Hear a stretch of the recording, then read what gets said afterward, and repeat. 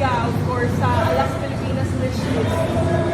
Ano po, grateful po kasi isa rin ako sa Dream Girls na represent po yung bansa natin. Pero syempre, tryout pa lang po kasi so hindi po pa po talaga sure. And kung will po talaga ni Lord na magkaroon for national team, why not? Gano'n kalaki yung boost na rin sa UFC sa ayun na nakita ka nila na isang possible na player for Alas Pilipinas? Nakaka-boost po siya ng confidence at moral po at mas naging motivated akong galingan pa more kasi nakikita nila yung potential ko as a player.